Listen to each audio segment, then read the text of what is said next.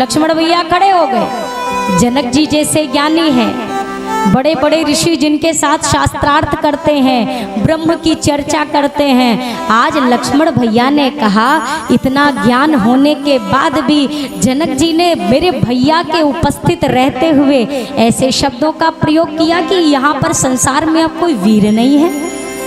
जनक जी को वीरता देखनी है। भैया लक्ष्मण ने आज जनक जी जैसे ज्ञानी को न जनक जी कहा, न महाराज जनक कहा, न श्री जनक कहा, सीधे शब्दों में क्या कहा? कही जनक जैसे अनुचित बानी, कही जनक जैसे अनुचित बानी, अरे विद्यमान रघुकुल मन जानी, विद्यमान रघुकुल मन जाने, सुनहु भानुकुल पंकज भानु, सुनहु भानुकुल पंकज भानु, मैं कहूँ सुभावना कछु अभिमानु, कहूँ सुभावन कछु अभिमानु। भैया लक्ष्मण ने कहा आज जनक ने इस सभा में जैसे शब्दों का प्रयोग कर दिया, भैया उन्हें नहीं करना चाहिए था। जिस सभा में सूर्यवंश शिरोमणि प्रभु श्री राम जी विराजमान हो, उस सभा में क्या कोई ऐसे शब्द बोलता है कि इस सभा में, इस संसार में, इस पृथ्वी पर कोई वीर नहीं बचा है? और यहाँ पर मैं आज जो भी शब्द बोल रहा हूँ, सभा में बेटा कोई भी राजा महाराजा ये ना विचार करे कि लक्ष्मण अभिमान से बोलता है, लक्ष्मण अपने स्वभाव से बोल रहा है। जनक जी को आज यहाँ पर वीरता का प्रमाण चाहिए। बहुत देर से धनुष की बात सुनते सुनते सुनते थक चुका हूँ मैं। धनुष उठा नहीं, चाप चढ़ा नहीं, मुझे एक बार आपके आदेश की प्रतीक्षा है भैया। एक बार आदेश देकर देखिए। अरे जो तुम्हारे अनुशासन पाओ, जो तुम्हारे अनुशासन पाओ,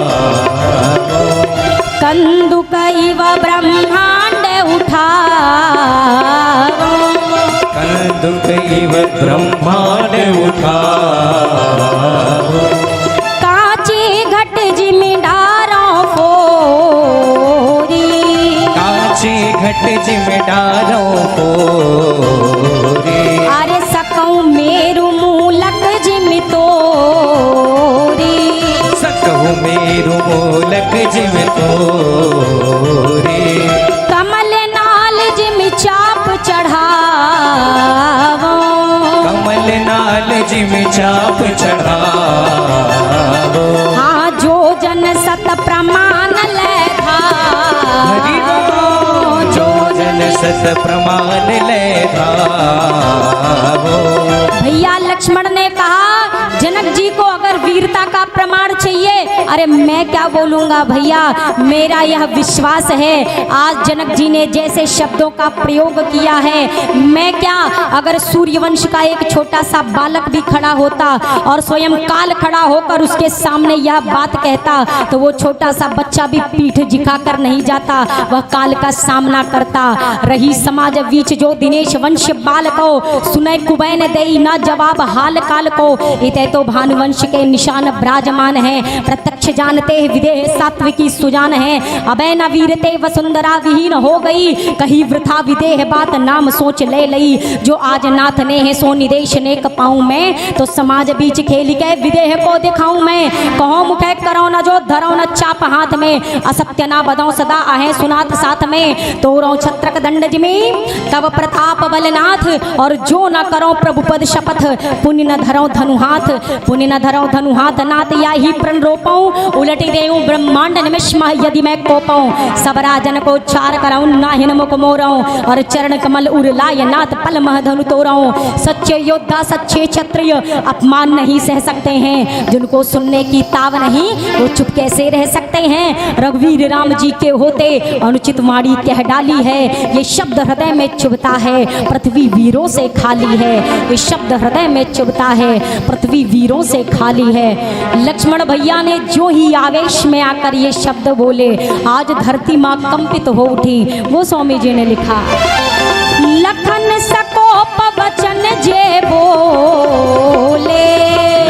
सकोप बचन जय बोले। अरे डगमगानी महिदी गज डोले, डगमगान महिदी गज डोले।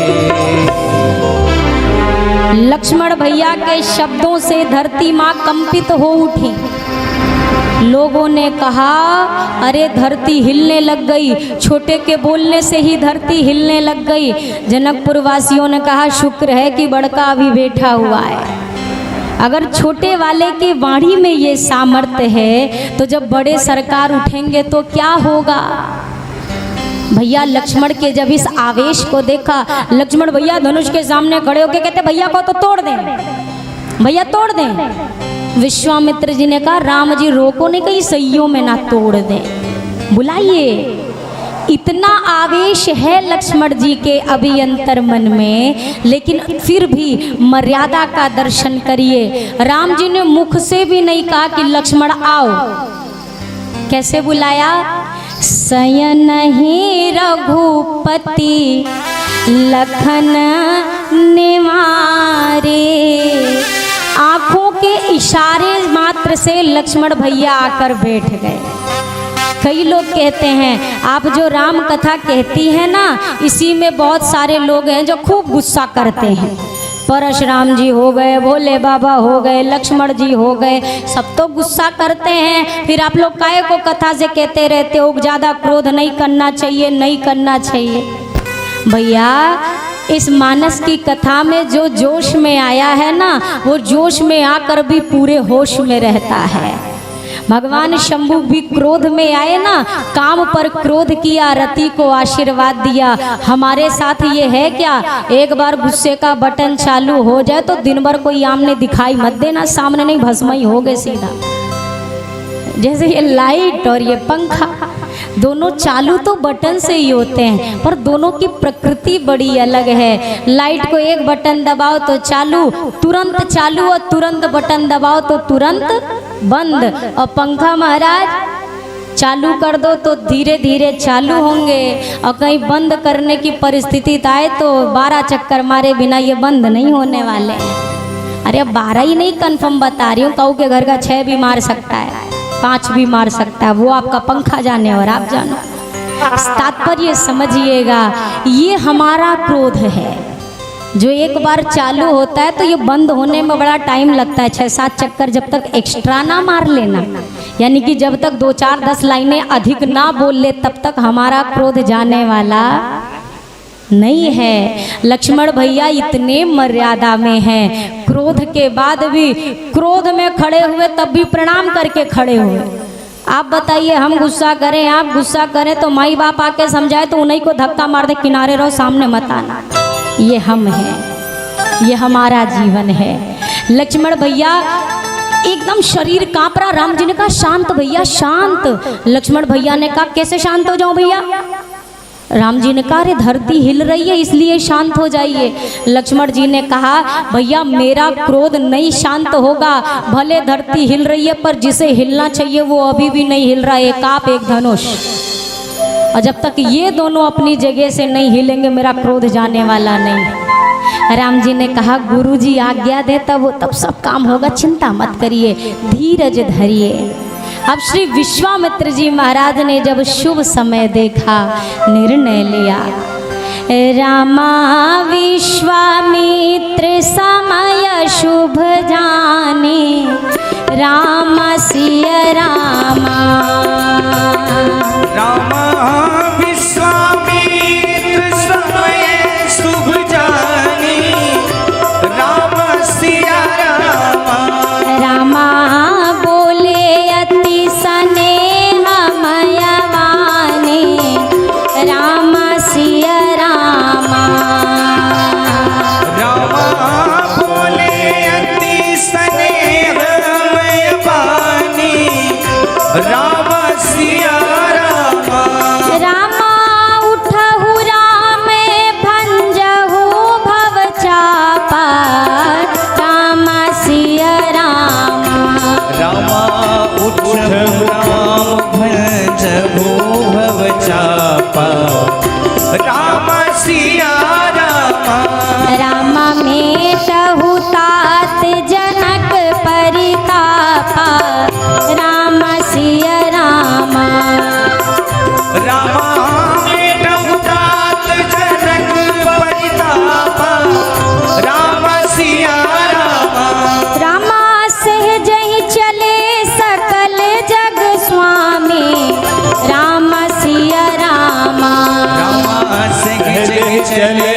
सकल जग स्वामी राम सिया रामा। रामा सिया रामा बोलने में कछु आपत्ति है? नहीं है तो बोलिए। रामा सहज ही चले सकल जग स्वामी राम सिया रामा। रामा सहज ही चले सकल जग स्वामी राम सिया रामा। रामा मत मंजुवर कुंजर गामी राम सिया रामा। रामा मनहु मातवर कुंजर गामी राम सिया रामा। विश्वामित्र जी ने अपना दाहिना वरद हस्त राघव जी के शीश पर रखा और कहा, राघवेंद्र जाइए और धनुष को तोड़ दीजिए। क्यों तोड़ना है? अपने कुल के बल के लिए नहीं, कि अपने कुल की प्रतिष्ठा को बढ़ाना है इसलिए नहीं, वैदेही को प्राप्त करना है इसलिए भी नहीं, फिर क्यों? एक पिता के संताप को दूर करने के लिए धनुष तोड़ दीजिए। और राम जी जब चले तो गोस्वामी जी की उपमा देखिएगा। आज राम जी के लिए कह रहे, राम जी हाथी की तरह गंभीर चाल से चले जा रहे। अक्सर आपने अगर सुना होगा शेर का उदाहरण दिया जाता है। राम जी को भी गोस्वामी जी ने कई स्थान पर शेर की ही उपमा दी है, पर आज कह रहे हैं मत मंजुवर कुंजर गामे। एक मदमस्त हाथी की तरह जा रहे। उपमा में इतना परिवर्तन, कारण जब राघव जी चले हैं ना तो एक घटना घटी। कैसी घटना? जैसी घटना हाथी के गलियों में निकलने पर घटती है। अगर हाथी गांव के क्षेत्र में निकले, ग्रामीण क्षेत्र में, तो हाथी के आगे गांव के बड़े बुजुर्ग हाथ जोड़कर खड़े हो जाते हैं, जय हो गजराज, भगवान गणेश आ रहे हैं। और जो पीछे की स्थिति क्या है, गांव के जितने कुत्ते होंगे वो आपको हाथी के पीछे दिखाई देंगे।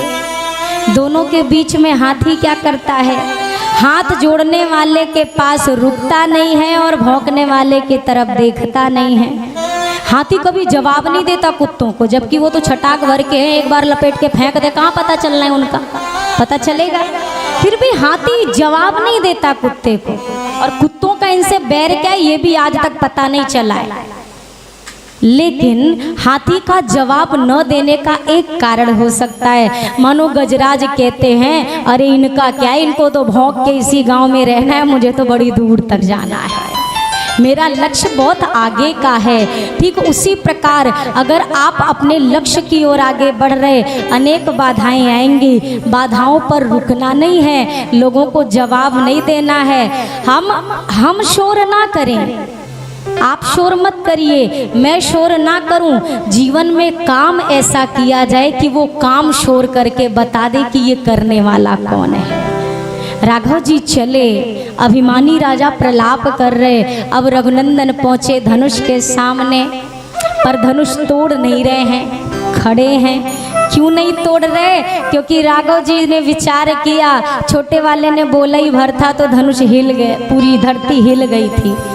लक्ष्मण भैया ने सोचा जब बोलने का इतना असर हो गया धरती पे, तो भैया तो तोड़ने जा रहे हैं, पहले धरती की व्यवस्था मजबूत की जाए। हे कक्षप वारा अशेष दिग्दंत अशेषव, सावधान धरि धीर धारी धरनी तन देखो, रघुनंदन रघुवंश शिरोमणि शिव धनु तोड़े, हो सबय सानथ आज को मुख नहीं मोरे। हे समस्त दिक्पालों कक्षप वारा अशेष, सभी अपनी स्थिति और पकड़ को मजबूत कर लीजिए, भैया धनुष का खंडन करने जा रहे हैं। ऐसा ना हो धनुष के टंकार को सुनकर पृथ्वी का छोर आपके मुख से निकल जाए। सभी सावधान, सबको सचेत कर दिया। अब राम जी की ओर मानो इशारा हुआ, सरकार हमारी व्यवस्था पूरी, अब काम शुरू करो। अब राम जी धनुष के सामने खड़े हैं, जैसे भगवान गरुड़ एक छोटे से सर्प को देखते हैं, राघव जी धनुष को वैसे ही देख रहे हैं। और जितने मिथिलापुरवासी व्याकुल, मैया वैदेही व्याकुल, हे मैया गौरी आज तक जो पूजा की उसका फल दे दो, इनसे धनुष तुड़वा दो। मन में अभी भी व्याकुलता, हे भगवान गणेश आप कृपा करके इस शिव धनुष का भार हरण कर लो ताकि ये तोड़ दें। अभी भी व्याकुलता। अब मैया लास्ट में कहती हैं, अब मोहि शंभु चाप गति तोरी। हे शिव धनुष, अब मुझे आपका सहारा है। शिव धनुष ने कहा मैया आदेश करो। जो मैया ने कहा ऐसा करिए आप हल्के हो जाइए। शिव धनुष हल्के हुए। मैया से कहा मैया इतना ठीक है। मैया ने कहा और हल्के होइए। फिर हुए। मैया इतना ठीक है और हल्के होइए। बार बार जब पूछने लगे माँ इतना ठीक, मैया जानकी ने कहा देखो बार बार पूछो नहीं, बस इतना समझ लो ये जो आपके सामने खड़े हैं ना, इन्हें फूल तोड़ने में भी पसीना आता है। अब उसी हिसाब से बैलेंस बिठा के हल्के हो जाओ, ये कितने कोमल हैं, खुद हिसाब लगाओ। शिव धनुष ने कहा पर मैया अगर मैं फूल से भी हल्का हो गया और इतने में कोई अभिमानी राजा आया और मैं उठा के चाप चढ़ा के चल दिया फिर? मैया ने कहा ये तो है, एक काम करिए, अभी तक राजाओं का भार लेकर आप नहीं उठ रहे थे, अब एक काम करो अपना सारा भार इन मूर्ख राजाओं पर डाल दो, ये ना उठे। निज जड़ता लोगन पर डारी। शिव धनुष हल्के हो गए। अब राघव जी सन्मुख खड़े। मिथिलापुर वासी कहते हैं हे विधाता, आज तक जो भी पुण्य किया है उसका कुछ भी फल बनता हो तो शिव के धनु हाँ कठोर के संवर का देव तोड़। इनसे धनुष तुड़वा दीजिए, प्रार्थना कर रहे। चाप समीप राम जब आए, नर नारी न सब सुकृत मनाए। चाप समीप राम जब आए, नर नारी न सब सुकृत मनाए। गुरु ही प्रणाम मन ही मन की ना, गुरु ही प्रणाम मन ही मन की ना। अति लाघव उठाए धनुली ना, अति लाघव उठाए धनुली ना। राघव जी ने मन ही मन अपने माता पिता गुरुदेव के चरणों में प्रणाम किया। धनुष की ओर हाथ बढ़ाया, धनुष को उठाया और ज्यों ही धनुष को उठाया है, हाथ बढ़ाते ही पूरे सभा में एक प्रकाश फैला है। सबकी आंखें अब कुछ दिखाई नहीं दे रहा, सभी अपनी आंखें मलने लगे। इसी मध्याह्न एक घटना घटी। गोस्वामी जी ने लिखा, लेत चढ़ावत खेचत गाढ़े, लेत चढ़ावत खींचत गाढ़े। अरे काहू न लखा देखी सब ठाढ़े, काहू न लखा देखी सब ठाढ़े। राम जी ने धनुष को उठाया कब, चाप को चढ़ाया कब, कानों तक प्रत्यंचा को खींच करके ज्यों ही राघव जी ने धनुष को खींचा है, एक भयंकर टंकार के साथ धनुष दो भागों में टूटा। पर धनुष को उठते हुए, चाप को चढ़ते हुए, धनुष को टूटते हुए किसी ने नहीं देखा। बस एक भयंकर टंकार की आवाज कानों में पड़ी। उस विकट ध्वनि के साथ लोगों के नेत्र खुले और जब नेत्र खुले तो एक दृश्य दिखाई दिया।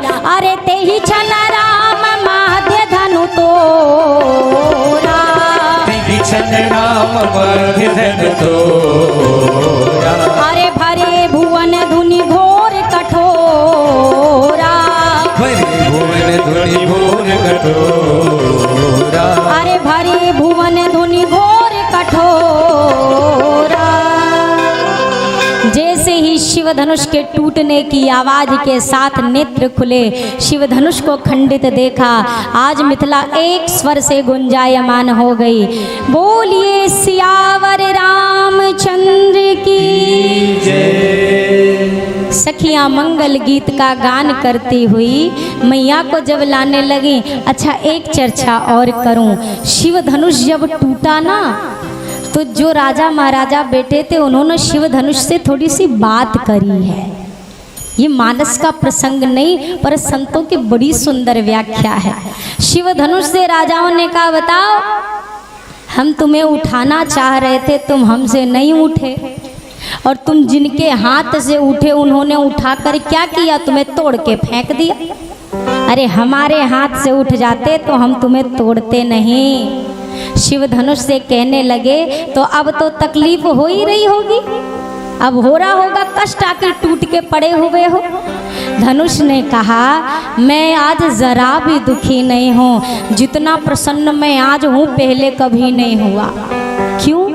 शिव धनुष ने कहा जब तक मैं जुड़ा था लोगों के परिवार को तोड़ने का काम करता था, आज पहली बार मैंने टूट कर दो परिवार को जोड़ दिया है, इसलिए मैं अति प्रसन्न हूँ। अभिमानी राजा कहते हैं ये तो बनी बनाई वाली बातें हैं, मन में तकलीफ तो हो रही होगी, दो टुकड़े में बटे पड़े हुए हो। शिव धनुष कहता है भले ही मैं टूटा हूँ पर जरा प्रभु की कृपा देखो, अगर मैं ऊपर उठा, ध्यान से सुनिएगा ये सबके जीवन की बात है, अगर मैं ऊपर उठा तो राम जी के हाथ से उठा, अगर मैं नीचे गिरा राम जी के चरण में गिरा।